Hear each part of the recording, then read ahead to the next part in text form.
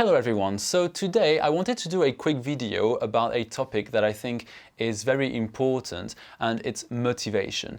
I'm not going to give you the classic to learn a language you need to find a strong objective because that objective will motivate you. Not that I think it's not true, I actually think it is true, but I wanted to go a little bit beyond that because I find that talking about motivation for language learning is sometimes problematic because when you have it, it's great, but when you don't have it, what do you do? Well, hopefully in this video, I will manage to explain to you what to do in this situation.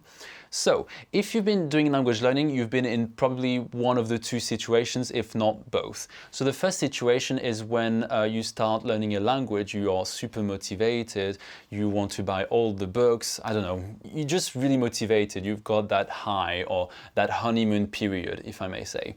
The second situation you might find yourself in is, after that high of language learning high, you have moments where you're like, okay, I'm going to do language learning, but then at the same time, you're not motivated and you feel like watching things on Netflix.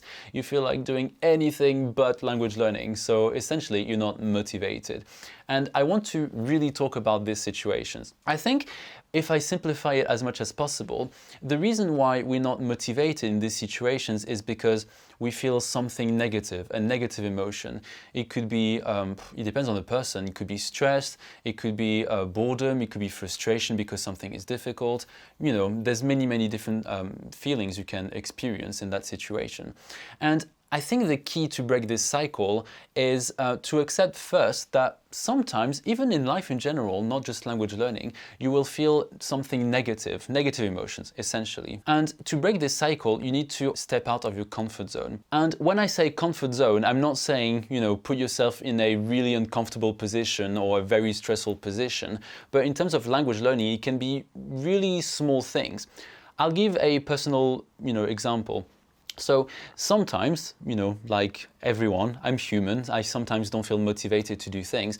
I try to not just, procrastinate and do something else. I don't give up, essentially. I don't give in to temptation of doing something else. So what I'll do is I'll try to negotiate with myself. Okay, so I'm not motivated today. I'm definitely not going to do an hour of language learning as I've planned, but why don't I do 10 minutes? 20 minutes maybe, if I feel like it.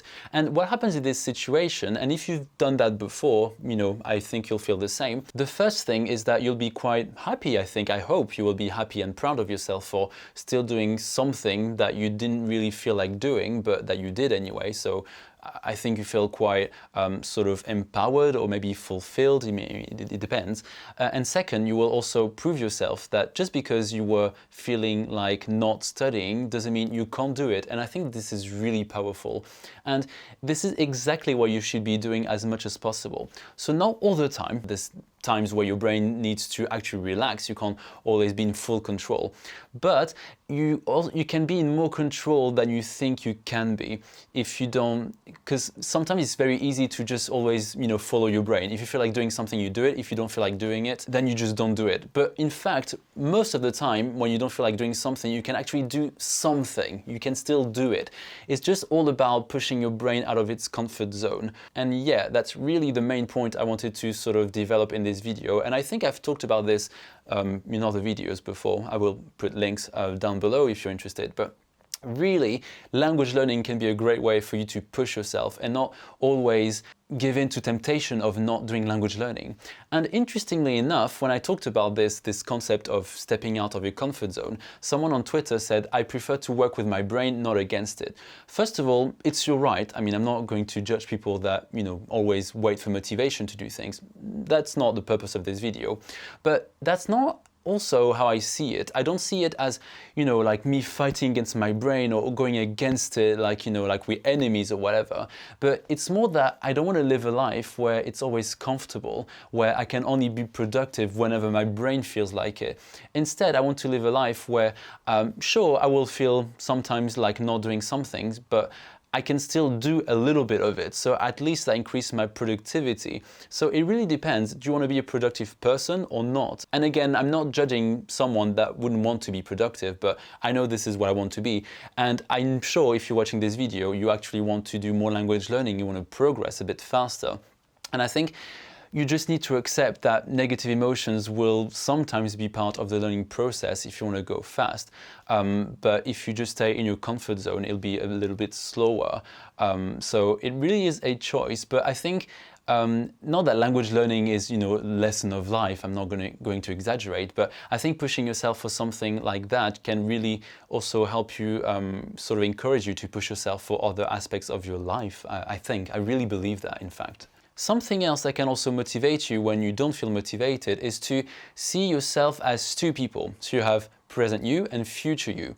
And before I do language learning, or even sometimes when I need to record videos, there are times where I don't feel like doing it, because usually I've decided with myself that no matter what happens, I will record videos on Thursdays. That's my day. Otherwise, I just procrastinate and I just say, I'll do it tomorrow, essentially. I just postpone everything. So I don't give myself any choice, and I just do this on Thursdays. So what I do sometimes is I think to myself, okay, I don't feel like doing it. I feel kind of negative. I feel like, lazy, whatever. But I will be happy. Future me will be happy if I've done the video, if I recorded the video. I'll feel like, I was not feeling motivated, but I did something productive today. I can think I'm still going to do my weekly video, which I think is motivating because I've managed so far to keep my streak for almost a year now, so that's quite exciting. I can think as well that I'm working hard for my channel, and many, many thoughts like that. You can really sort of try to suggest yourself some thoughts that are positive and that are motivating. And it's quite personal. I can't really give you what is motivating, but if I bring it back to language learning, for example, I think, I'm kind of feeling lazy right now, but if I do this, I'll have done 2 pages of my textbook, so that's a step towards the end of the book. I'll be more fluent. I will have done something that maybe most people would have just given up on. So it can be sort of empowering for me to think like that. But again, it's quite personal. But if any of these thoughts are quite kind of ring true to you or resonate well with you, then you can definitely use them. So that's essentially the point I wanted to develop in this video. I hope you found that helpful. Let's chat in the comment section if you want, if you have anything to sort of add, or anything really. I'm always happy to get comments. I always try to reply to them. And I will see you next week. Bye.